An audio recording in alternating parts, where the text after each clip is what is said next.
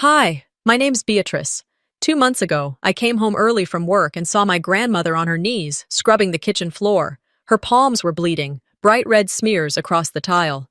My stepmother stood over her with a bucket in one hand and a threat in the other. If you speak, your grandson's ashes vanish. That was the moment I realized something I can't unsee. And couldn't unhear either. They weren't just trying to erase her, they were erasing everything. My father's will, our home, even his memory. But how did we get to this point? How do you sit at dinner with people who drug your grandmother, then tell you to smile for a family photo? Would you have stayed quiet too? Or would you have hit record? It was hotter than usual that morning in Charleston. The kind of sticky, heavy heat that hung in the air like something unspoken. I left the gallery earlier than expected. A client had canceled last minute, and I didn't feel like waiting around to pretend I had anything else to do. I remember pulling into the driveway, the sky too bright, the house too quiet. That's when I felt it. Something was wrong. The front door creaked open under my hand. I stepped inside and immediately noticed it. Silence, except for a soft, wet sound coming from down the hallway. A muffled cough. Then again, scrubbing. I moved slowly, my sandals barely making a sound on the hardwood floor.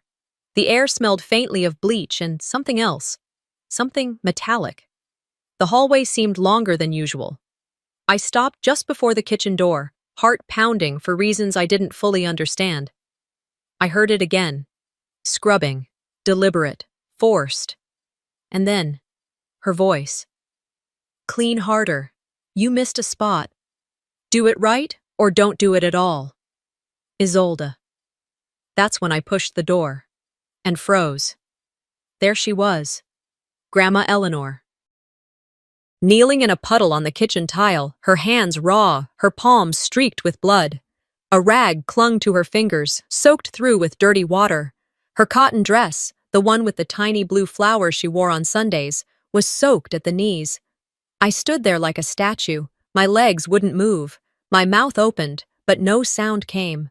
Across from her stood Isolde, immaculate, poised, wearing one of her designer silk blouses like this was just another Tuesday. A gleaming pitcher in her hand. Her heels clicked against the tile as she turned toward me. Her lips curled. Oh, you're home early. I didn't answer. I couldn't. Eleanor looked up. Her eyes met mine. In them, I didn't see confusion. I saw shame, embarrassment, but not surprise. That broke something in me. Isolde tossed what was left of the water across the floor, and it splashed up over Eleanor's skirt. She barely flinched. Useless, she muttered. I told you not to miss that corner. Then, as if she remembered I was standing there, watching, she turned back toward my grandmother and hissed, low and vicious.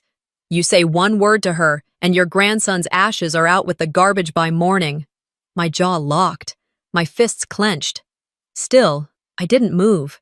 Everything in me wanted to scream, to lunge at her, to pull my grandmother off that filthy floor and tell Isolde to burn in hell. But I didn't.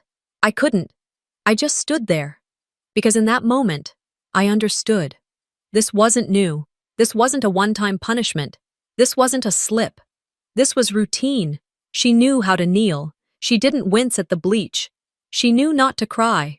That was the worst part. Eleanor bowed her head again and resumed scrubbing. I backed away. Slowly. My feet found the floor. My legs carried me back into the hallway, into the stairs, up to my room. I closed the door behind me and leaned against it like I needed it to hold me upright. And then, just like that, everything started spinning. I remembered her laugh, the way she used to sit at the piano and play, soft and slow, just for me. She'd play while Dad cooked on Sundays, humming along without a care in the world. She used to wear pearls and perfume, and she always sat up straight, no matter how tired she was. She hadn't changed clothes in 3 days. I remembered Isolde before Dad died. Quiet, civil, like she knew she didn't belong and wasn't ready to challenge that fact yet. Then the funeral happened. Then everything changed. Isolde didn't step up to take care of the family. She stepped in like she was claiming a throne. She started moving things, firing people, locking rooms. And Dad's will? Never found. Just a verbal instruction that she now managed everything until the dust settled. Well, the dust never settled. It just buried us. I sat on the edge of my bed, trembling, but not crying. I stared across the room at the framed picture on the wall, Dad, Eleanor, and me standing in front of the piano. I hadn't looked at it in months. Now I couldn't look away. I didn't know what I was going to do, but I knew I couldn't do nothing anymore. For a while, I just sat there, frozen, not thinking, not planning. Then I stood up. I reached for my phone. My fingers were cold but steady. I opened the voice recorder app. I didn't know what I'd catch. But I knew one thing for sure. Silence had lasted too long. The morning after I hit record, I found myself staring at the ceiling, eyes wide open long before the sun had fully risen. I hadn't actually slept. Not really. My thoughts had twisted around themselves all night, like vines climbing an iron fence, suffocating any space for rest. By 6:30, I was on my feet. The house was still. No footsteps. No clicking of Isolde's heels. No creak from the guest room door where Cairn occasionally stayed when he wasn't at his condo. Just the low hum of the refrigerator and a faint ticking from the hallway clock. I walked down to the living room, barefoot, careful not to wake anything, especially my fear. There it sat, right on the mantel, perfectly centered like some twisted shrine, the urn that supposedly held my father's ashes. Only I couldn't stop thinking about it. How clean it looked. How sterile. There was no dust, no fingerprints, no wear. Not even a mark from the time I accidentally knocked it with a picture frame during a cleaning day 2 years ago. Back then, I remembered its weight, the way it pressed into my hands like it held something heavy, not just ashes, but memory, legacy. I reached for it slowly, almost expecting it to recoil, but it didn't. It sat there like a well-trained actor in a scene that had been rehearsed one too many times. I held it, too light, way too light. I turned it gently in my hands. No seal, no label from the crematorium, just a generic silver plaque that said, "In loving memory." Nothing about him, not even his name. My breath caught. This didn't feel right. I opened the side cabinet where we kept all the important documents, tax forms, insurance records, funeral paperwork, at least what was left after Isolde's mass reorganization for efficiency. I shuffled through the folders, lips pressed together, fingers tight. And there it was, or rather, there it wasn't. The cremation release form, the one I remembered signing with trembling fingers after we had identified Dad's body. Gone. In its place was a new paper, pristine, printed on thin matte stock. Certificate of memory. It read in bold font, no official seal, no cremation number, just a poetic paragraph about eternal love and light. Bull. My hands trembled, but my spine stiffened. I put everything back exactly as I found it, every sheet in place, every corner aligned. Then I placed the urn back on the mantel like it had never left my hands and walked to the kitchen. Isolde was already there, of course, pouring coffee with that same serene mask she wore like it was made for her. Her lipstick was flawless, her hair pulled back in that lazy, expensive way, half effortless, half cold precision. She glanced up. "Morning." I forced a nod. Opened the fridge, poured myself orange juice just to give my hands something to do. Then I leaned against the counter. "Did the crematorium ever send the second copy of Dad's ashes confirmation?" I asked, as casually as if I were asking about the weather. She didn't flinch, didn't blink, didn't even look surprised. "You really ought to stop digging up what's been laid to rest," she said without looking at me. And then she sipped her coffee. Like that closed the conversation. I walked out without responding. I couldn't give her the satisfaction of seeing my reaction. Back in my room, I pulled a tote bag from my closet, the one I used for grocery runs and yoga classes I never made it to. I wrapped the urn in 2 old scarves and tucked it inside. Then I changed into jeans and a neutral sweater, something forgettable. I pulled my hair into a loose braid, grabbed sunglasses, and slipped out the back door. The cremation testing center was 2 towns over, near a veterinary lab and across from a gardening supply store. I used my friend Kayla's name on the intake form and paid in cash.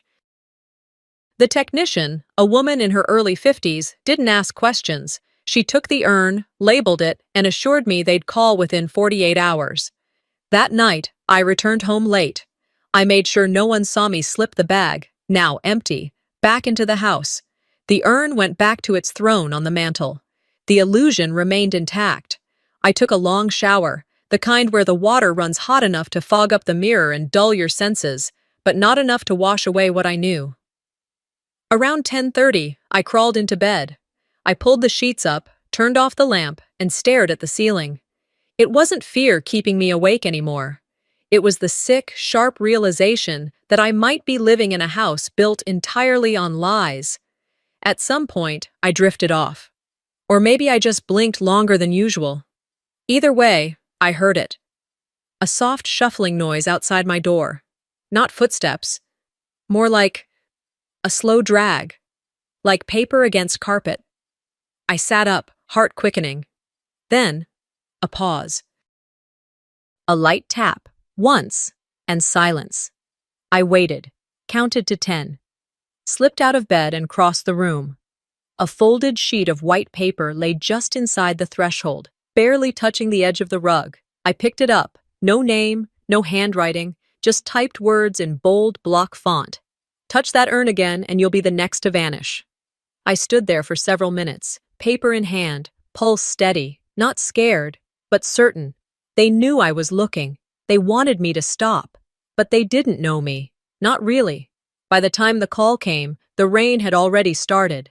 It hadn't been a full-on downpour, just a steady, soft tapping on the window panes. The kind of rain that creeps in slowly, without thunder, without drama, just enough to remind you the sky holds secrets too. I'd spent most of the day pretending to work in my room. A couple of emails, a glance at my sketch pad. But really, all I could think about was that urn. And the note. The number on my phone was unfamiliar. I let it ring twice before answering. "Miss Murnane?" a woman's voice said. "Yes, this is she. This is Susan from the Forensic Cremation Service. You dropped something off a few days ago?" "Yes." My heart thudded once. "I've reviewed the sample personally. I wanted to speak to you directly. What you provided. It wasn't human remains." I sat down on the edge of my bed. "I'm sorry, what?" "It appears to be a mixture of fireplace soot and what might be ground animal bone. There's no traceable DNA left, but it's clear this is not standard cremation ash. I've seen this before, when someone's trying to fake it." She didn't need to say more. The air in my room thickened. I thanked her, ended the call, and stared at the floor. It wasn't him. The man we mourned, whose ashes sat in the middle of the living room like some holy relic, wasn't even in that house. I wasn't crying. It wasn't the kind of grief that broke your heart. It was the kind that broke your trust in every last person you lived with. I didn't want to be inside that house anymore. I grabbed my raincoat and headed toward the basement, not the finished side with the laundry room and extra freezer, but the back half, where my father's old music room still held what Isolde hadn't touched. The piano sat untouched, keys dusty, the stool pushed slightly askew like someone had left in a hurry. I turned on the overhead bulb, its glow yellow and weak, casting long shadows along the concrete floor. I didn't know what I was looking for. Maybe nothing. Maybe everything. I moved to the bookshelves first, pulling gently at the spines, scanning each shelf. Most were old sheet music and vinyls, some classical, some blues. He used to play on Sunday mornings. I used to dance around the room with a stuffed bear, Eleanor clapping along. That was before Isolde. Near the bottom shelf, wedged behind a stack of photo albums, I saw a plastic envelope. I pulled it free. Inside was a USB stick, labeled in thick black marker, June 6th, for Eleanor only. My hands tightened around it. That was my parents' anniversary. I didn't say anything. I just slipped it into my coat pocket and made my way back upstairs. I waited until nightfall, when I was sure Isolde was in her room with her glass of wine and Karen was off wherever he always was, and I locked my door. I plugged the USB into my old laptop. There were 2 video files. One was less than a minute long, just a scan of a will. dated 2 weeks before my father's death. It named Eleanor and me as joint heirs. Not a word about Isolde. I saved it to the cloud immediately. The second file was longer. My dad sat in the living room, wearing his usual navy sweater. He looked thinner than I remembered. His hands trembled a bit, but his voice was steady. "If you're watching this, I'm probably gone." I stopped breathing. "I made this in case things didn't go the way I hoped. I know Isolde has charm. I know she knows how to say the right thing to the right people. But Beatrice, you were always the light Sarah left with me. You see through the noise. That's what scared her." He paused, blinked slowly. "Don't let them erase you, or your grandmother. You hear me? Don't let them turn you into a guest in your own life." The screen shook a little, like he adjusted the camera himself. "And if they come for everything, remember the password, 05 Eleanor June." The video ended there. I sat in silence for a long time, not crying, just sitting, absorbing the weight of what I now knew. Eventually, I grabbed a flashlight from my nightstand and crept down the hallway toward my father's old study. The room had been locked for months. Isolde claimed it was under reorganization, but the key was still where he always kept it, tucked in the back of a book titled Trust's Estates. I unlocked the door and entered. The air smelled of dust and wood polish. Against the wall stood the old safe, brown, metal, with a spinning combination dial, but next to it, just under the baseboard, was the backup digital lockbox. My dad was cautious like that. I typed in the code, 05 Eleanor, June. The light turned green. The door unlatched. Inside was nothing. No folders, no documents. Just a half-burned photograph of me and Dad at the piano, and a ripped envelope addressed to B. I dropped to my knees. Everything else had been taken. "Should have stayed a good girl," came a voice from behind me. I turned.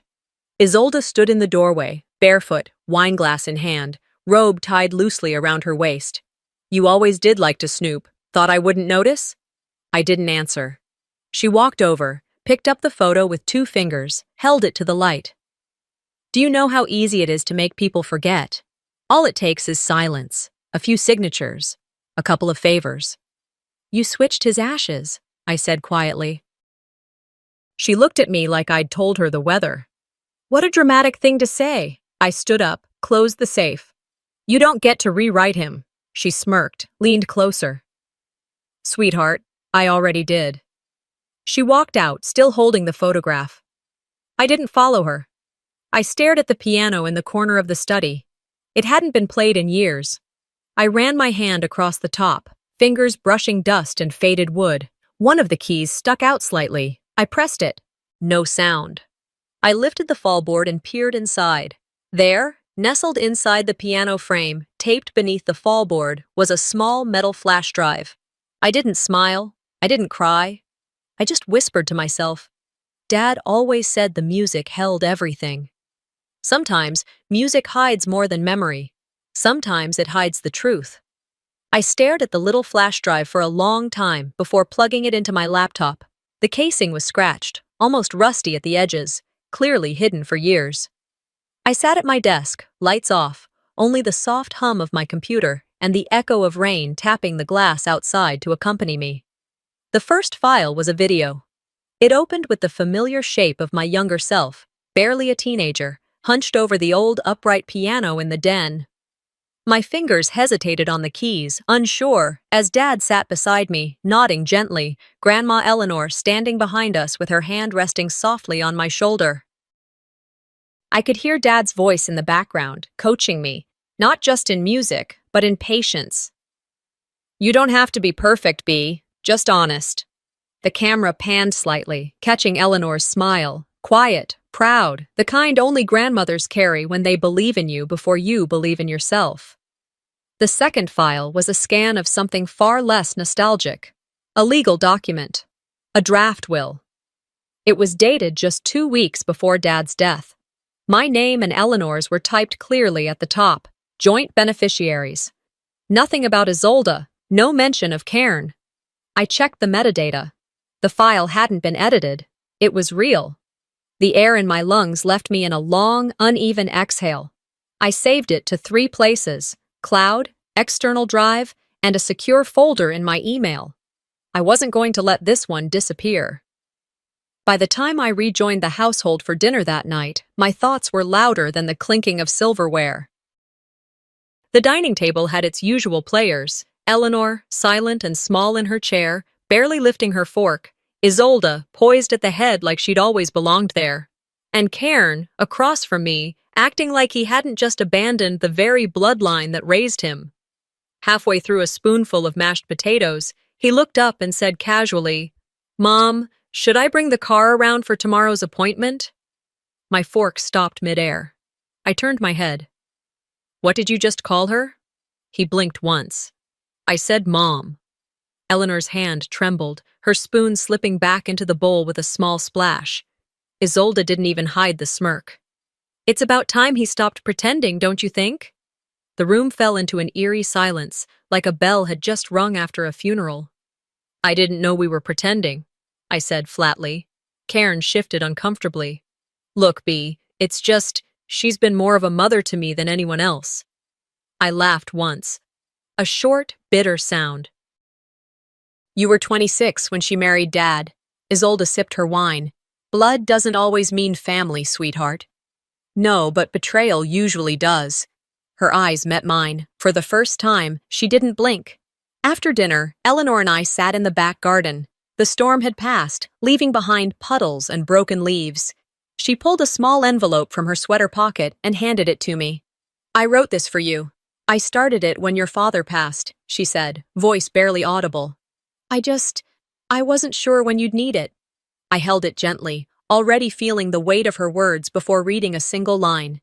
"I wanted you to know you've always been the one who stayed, the only one who saw me," she whispered. I kissed her temple and promised I'd read it that night. We sat together for a while, the sky growing darker, the air finally cool. Later, back in the kitchen, I heard the sliding door open. I turned, expecting Eleanor. It was Isolde. She walked straight over, grabbed the envelope from the counter where I'd left it for just a moment, and without saying a word, lit a match. "No!" I rushed forward, but she was already holding the flame to the paper, letting it burn slowly as it curled and blackened in her manicured fingers. "Old people say a lot of things," she said smoothly. "Doesn't make it true." I stood there, stunned, watching the ashes fall to the tile like snow that burned. Eleanor entered moments later, saw the remains, and didn't say a word. She just sat down, her shoulders folding in on themselves. I gathered what little was left, the burned edges, the bits that hadn't turned to dust, and placed them in a small dish on the table. "She may run this house," I whispered to Eleanor, "but she doesn't own what we remember." That night, while the rest of the house slept, I pulled the voice recorder from my drawer. It had dust on it, just like the piano had. I hadn't used it in weeks. But I charged it, reset the file history, and tested the mic twice. Then I placed it under the dining room table, taped to the underside with care. They like to talk when they thought no one was paying attention. Let's see how they sound when no one's watching. The following morning started quiet. Too quiet. The kind of quiet that doesn't soothe but scratches at you, as if the house is holding its breath before a storm. I came downstairs with the same routine I'd repeated every day for weeks. Check the dining room recorder discreetly, make sure the piano flash drive was still hidden, grab coffee, keep my head down. But when I turned the corner to go back up and get dressed, I stopped. My bedroom door was locked. The handle, which normally turned without resistance, was stiff. I tried again. Nothing. I looked down.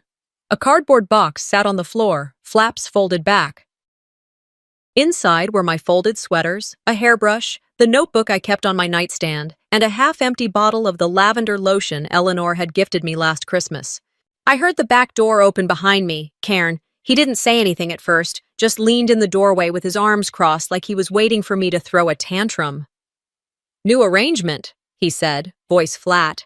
"Mom wants her space." "Her space?" I echoed, blinking slowly. He nodded toward the window. "Guest shed. It's cleaned out. There's power. Should be enough." I just stared at him. "You're not serious." She said it was this or, well, Let's not make it messier than it has to be. Messy. That word again. Cairn's favorite. He always used it as a shield, like if he called it messy, then he wasn't part of the problem. Just a bystander. A clean observer. You know what she's doing, I said, quietly. His jaw tensed, but he didn't answer. I didn't fight it. I didn't beg. I took the box in my arms and walked outside. The morning was damp, air thick from rain the night before. The sun hadn't quite broken through the clouds yet. The shed sat at the far edge of the backyard, an old gardening shack that Dad had once promised to convert into a reading room. He never got to it. Isolde had turned it into storage, then forgotten it existed until now. Inside, the air was musty. One window, cracked. A thin twin mattress with a faded quilt. A lamp with a wobbly neck. No internet. No heat. I set the box on the floor and sat on the edge of the mattress. There was a mirror on the far wall, oval, old, chipped at the corners. I walked toward it and stared. The woman staring back didn't look like someone who'd been reassigned. She looked like someone who was taking notes. That night, the wind picked up again. The trees outside the shed creaked and leaned. I had wrapped myself in the quilt and was sketching the house floor plan in my notebook, noting where I'd already hidden audio recorders. Around midnight, I heard it. A shuffle, then a small clink. I sat up, heart steady, not afraid, just alert. I opened the door and looked down. The mirror, the one from inside the shed, lay shattered at my doorstep, carefully arranged in a rough oval shape, shards glinting in the moonlight. On top of the largest shard was a handwritten message, scrawled in marker. Old ghosts should know when to stay buried. I crouched, picked up the piece. Blood beaded at my finger, but I didn't flinch. I didn't clean it up either. I left it as it was, walked back inside and grabbed my notebook. I started writing. Dates, details, conversations, things Cairn had said, things Isolde had done. Not just what they did, but how they did it. The pattern. The psychology. Every little method of control they deployed like clockwork. It wasn't journaling anymore. It was preparation.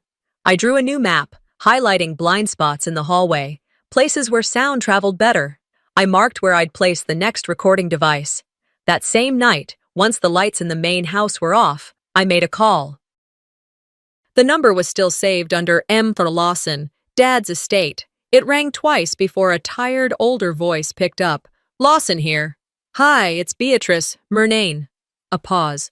A breath. I remember you. I need the will, I said. The version from 6 weeks before Dad passed, not the one Isolde gave the court. Beatrice, that version was never filed formally. Your father was waiting on some final revisions.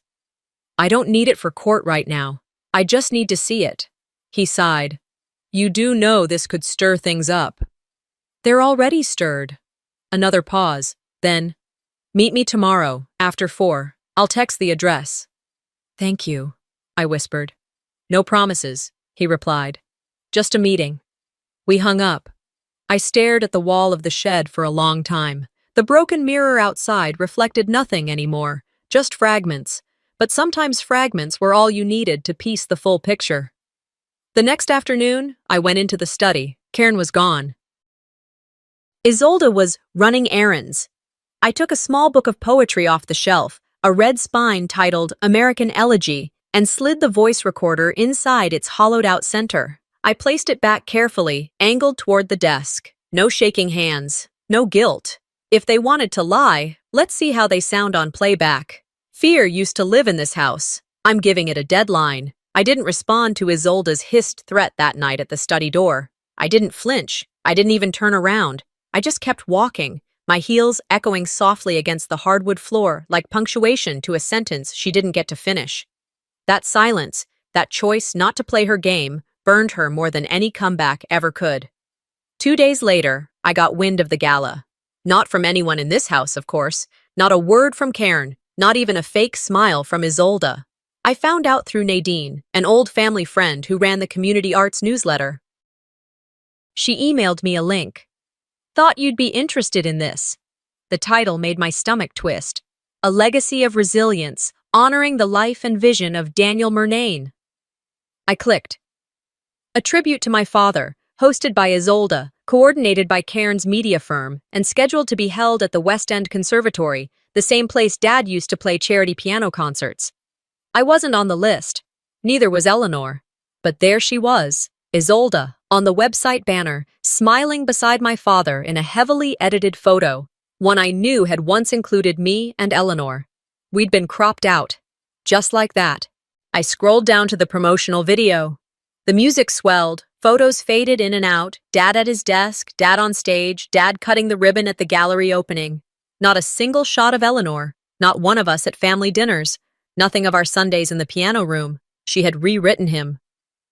"They're erasing everything," I whispered to myself, gripping the desk so tightly my knuckles blanched. That evening, I pulled out the old gallery badge Dad had given me when I was 20. My official Daughter of the Artist pass, he'd called it. I tucked it into my purse. The next day, I dressed carefully. Black dress, modest heels, hair down but pinned at the sides. I walked past security at the gala with the quiet confidence of someone who belonged, because I did.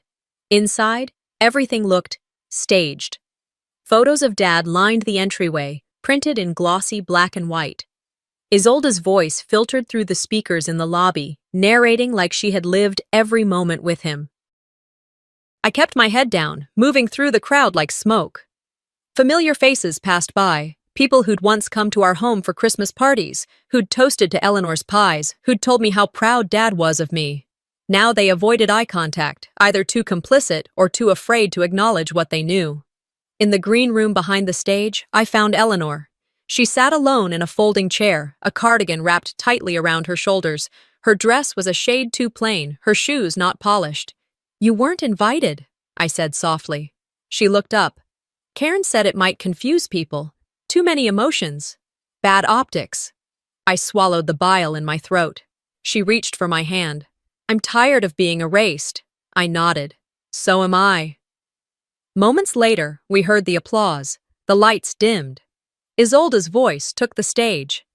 "I stand here today, not just as the wife of a visionary, but as the steward of his dream." I stepped forward. She didn't see me until I was beside her. A second mic sat on its stand, waiting. I took it. "Let's talk about whose legacy this really was," I said, clearly. Gasps swept the room like wind through dry leaves. Isolde froze. I didn't yell. I didn't need to. I spoke evenly, naming dates, facts, the version of Dad's will I had uncovered, the footage I now carried with me, saved in multiple places, accessible in a heartbeat. I talked about Dad's final projects, the people who had helped him, not just Isolde and Cairn, but the gallery staff, the students he mentored, Eleanor. Some of us didn't need a press release to matter to him, I said. A few phones were lifted, some people turned away, but more of them leaned in. When I finished, I placed the mic gently back on the stand and walked off stage. I didn't look back. As I stepped into the crowd, I spotted Eleanor standing at the edge of the audience. She didn't smile, she didn't cry. She just breathed, deep and steady. She was seen. Isolde caught up with me near the rear hallway, her face tight, her hands clenched around her clutch like she wanted to crush it. "You've made your choice," she hissed, stepping closer. "Now watch what I do with mine." I stared back at her, not afraid, not angry, just certain. "That's the difference between you and me," I said quietly. "I'm not afraid of being remembered for the truth." She turned sharply and walked away, heels striking the floor like she meant to leave cracks behind, but she couldn't erase what had already been said. The storm didn't hit that night, but it started moving closer. 2 mornings after the gala, Eleanor forgot how to finish her coffee sentence. We were sitting at the kitchen table, just the two of us, and I had asked if she wanted sugar. She looked at me blankly, then started to say something, paused mid-thought, and just stared into her cup. "That little," she began, then blinked twice. The scoop thing. For the..." Her hand hovered in mid-air like her brain was buffering. I watched her for a moment, nodding slowly, trying not to show the wave of nausea curling in my stomach. It wasn't her age. Eleanor was sharp. She could still quote the first line of every novel in the den by memory, but that morning, something in her eyes had changed, like she'd been fogged over. And it wasn't just once. That day, she asked me 3 times if I'd seen the red cardigan she always kept by the coat rack. It was on her lap the whole time. By afternoon, I found myself rifling through her pillbox. I'd never bothered to check it before. I'd trusted the labels, the setup, the consistency of dosage. But now I noticed 3 of the bottles didn't match the prescriptions from Dr. Klein's office. One didn't even have a label, just a red dot. I didn't say anything. Instead, I slid 2 of the pills into a sandwich bag and drove across town to visit Marie Geller. Marie was my old high school chemistry teacher, now semi-retired and managing a small compounding pharmacy outside of town. She didn't ask too many questions, which made her the right person to see. She looked at the pills through her reading glasses and whistled low. "Who gave these to your grandmother?" she asked, not looking up. "I was hoping you'd tell me." "These aren't memory pills, not even close." She tapped one against the glass jar on her desk. "This one's a sedative. Very strong. This other one is actually a discontinued tranquilizer. Hard to get unless someone's repackaging or paying cash under the table." I clenched my fists. Marie leaned forward, lowering her voice. "You didn't get these from a licensed pharmacy, Beatrice. Someone's either dosing her to keep her quiet or to make her seem incapable." I didn't need her to spell it out. I already knew. I thanked her, slid the bag into my coat pocket, and drove back home in silence, fingers tightening around the wheel at every red light. That night, after helping Eleanor to bed, I locked myself in the shed and pulled out the medical folder. Dad used to keep all his paperwork in color-coded folders: green for taxes, blue for house expenses, red for health. The red folder was still in the cabinet. I opened it. There they were. Appointment slips, old test results, and prescriptions all dated with Eleanor's name. But starting 6 months ago, I saw something strange. Every note had been initialed CM. Cairn Maddox. Somewhere along the line, he had become her medical proxy. And I hadn't even known. My throat tightened. They weren't just stealing my father's voice anymore. They were dismantling Eleanor, slowly, legally, and without making a sound. The next morning, I began planting devices. One recorder went into the book I'd already hidden inside the study bookshelf. Another I taped beneath the side table next to Eleanor's chair in the sunroom. But the third one mattered most. Eleanor had a favorite pillow, a faded beige one, with little blue vines stitched along the edge. She kept it with her wherever she went, on the couch, in the den, sometimes even outside. It smelled like her perfume and winter laundry. I made a tiny incision in the seam and tucked the micro recorder inside, securing it in place before stitching it closed. It would activate with voice triggers and transmit data wirelessly to my backup drive. I wasn't waiting for another confrontation. I was building a record. By the afternoon, it rained again. Everyone else was gone. Cairn to meetings, Isolde claiming she had errands. I was home.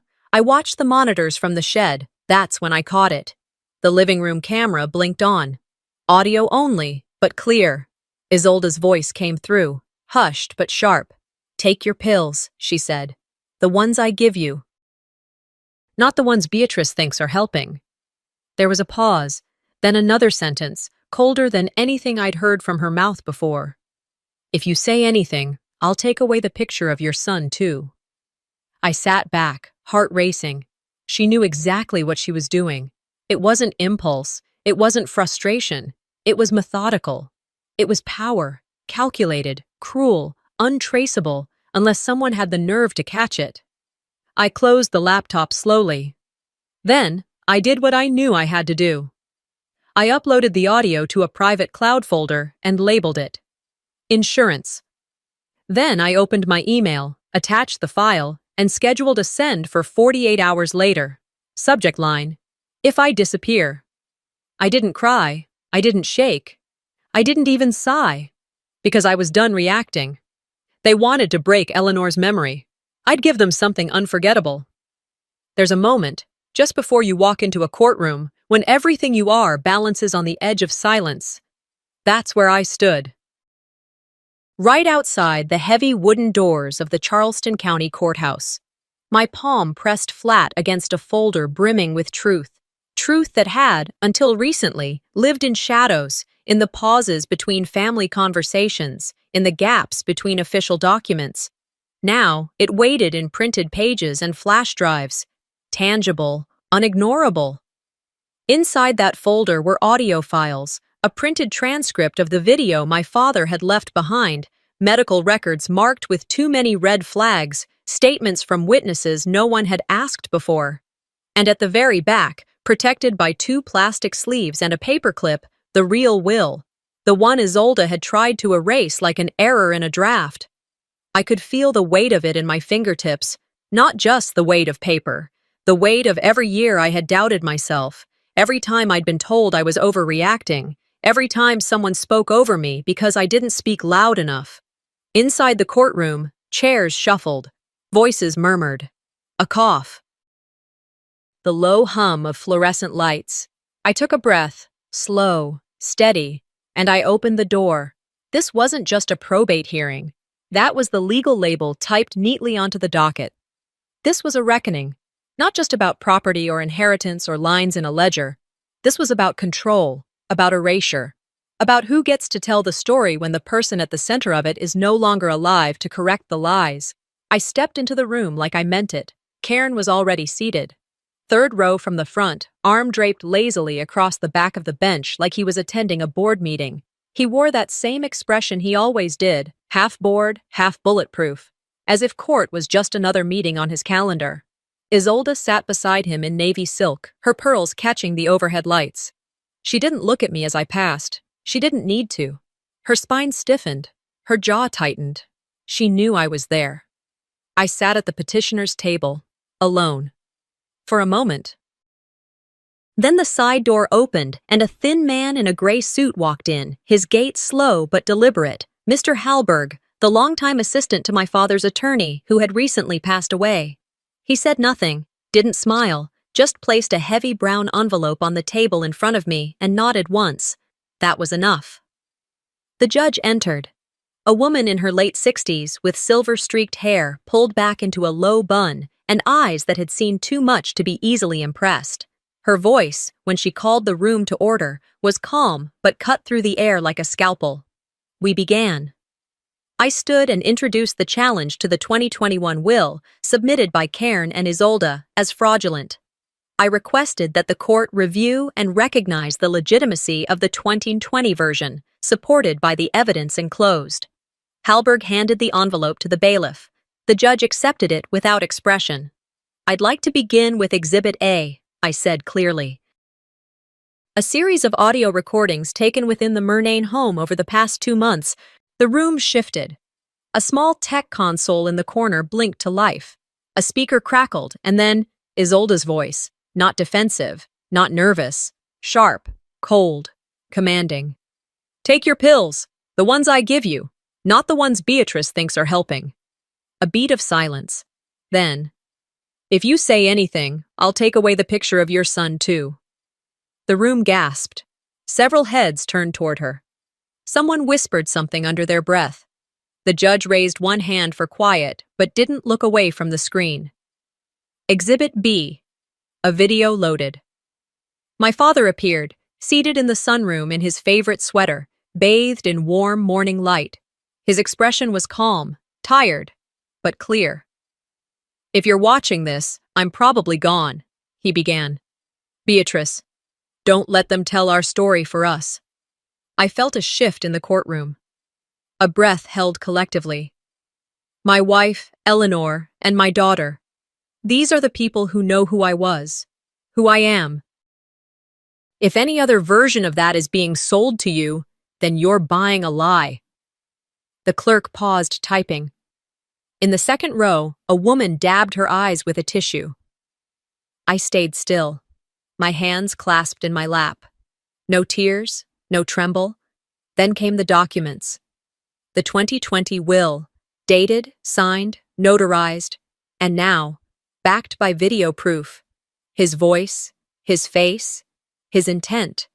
The judge took her time, reviewed each page, asked brief, surgical questions, clarified dates and signature placements. Then she leaned forward. This court finds that the 2021 will was submitted under misrepresentation and with clear intent to defraud, she said. Her gaze shifted, straight to Isolde. This hearing is no longer confined to matters of probate. It is now a matter of criminal investigation and prosecution. There was a sharp intake of breath. Cairn turned rigid beside her. The judge's voice didn't waver. Isolde Ray will be remanded to custody pending trial on charges of elder abuse, coercion, and falsification of estate documents. The bailiff moved swiftly. The cuffs clicked softly. Isolde stood, but didn't fight. Her chin lifted, her lips pressed tight, like someone determined to make even shame look dignified. Cairn stood up suddenly. This is absurd. She was trying to protect his legacy. The judge didn't blink. Mr. Maddox, she said calmly, you are hereby stripped of your status as executor. Any future involvement in estate management will be subject to court supervision and review. He froze. As Isolde was led away, she turned and hissed at me under her breath. You think you've won? I looked at her, not with triumph, but with truth. I didn't win, I said softly. I just didn't surrender. People began to stand. Some whispered, others avoided my eyes. Then, from somewhere in the back, one sound broke the hush. A single clap. I turned. The court reporter. She didn't smile, just stood beside her desk and clapped once more. Then another from the left row. And another. It wasn't applause for spectacle. It wasn't victory. It was relief, recognition, justice. I stood there as the soft rhythm of hands filled the room, not loud, not performative, just human. At the back of the courtroom, Eleanor sat still. She didn't cry. She didn't smile. She just exhaled, a full, deep breath. That was enough. Because not every story ends with applause. Some stories begin the moment silence is finally broken. It had been 2 months since the courthouse doors closed behind Isolde. 2 months since the cameras stopped rolling and the reporters packed up. Since Cairn disappeared into the system he once used to climb his way into public favor. Since I last stepped inside a courtroom, not as a daughter grieving in silence, but as a woman finally ready to be heard. I stood now in the same house where everything had begun, though nothing about it looked the same. The walls had been stripped of the sterile white paint Isolde once insisted on, and were now washed in soft, warm tones, muted sage in the hallway, deep amber in the sitting room. New photos lined the shelves, not polished portraits, but memories. Dad playing piano in the middle of a laugh, Eleanor holding a young me up to hang an ornament on a too-tall Christmas tree. The ones we never displayed because they looked too casual, she used to say. The guest shed had been transformed into a small reading nook, filled with books Eleanor had kept hidden in boxes, some so worn the pages curled like they were breathing.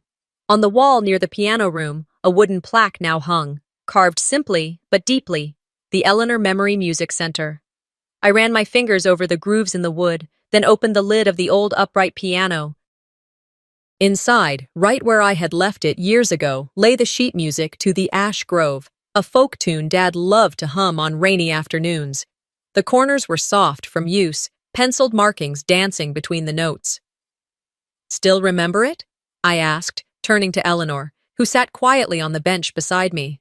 Her smile was faint, but true. Only if you start. We played slowly, awkward at first, her left hand shaky, my timing a little off. But it didn't matter. The notes filled the house again, uneven and broken and perfect. That same week, I got a call from Mrs. Levette, the woman who had worked as our housekeeper for more than a decade before Isolde let her go without notice. She asked if she could stop by. I told her yes, of course, and baked a small batch of lemon muffins Eleanor used to love just in case. She arrived on Friday morning, slower than I remembered, cane in hand, but still sharp in the eyes. I didn't come to stir things up, she said, sitting at the kitchen table. I came to give back what I shouldn't have kept. She placed a small cardboard box on the table. Inside were envelopes, at least 2 dozen, addressed in Eleanor's familiar handwriting. Some were to Dad, some were to me. All of them, I realized, had dates spanning back almost 4 years. I was told to toss them, burn them if I wanted, but I couldn't. I couldn't unsee what she did, What she said, I figured, one day, someone would want the truth. She turned to Eleanor and gripped her hand gently. I'm sorry. I should have done more. Eleanor nodded slowly. You just did. That evening, I turned on the TV to check the weather. The station had already shifted to national coverage, but a local segment replayed quietly in the background.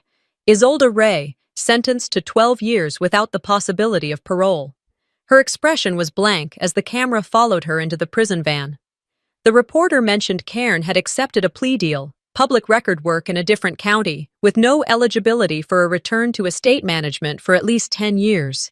I didn't smile. I didn't feel victorious. I just turned the TV off and sat in the quiet. I picked up a pen.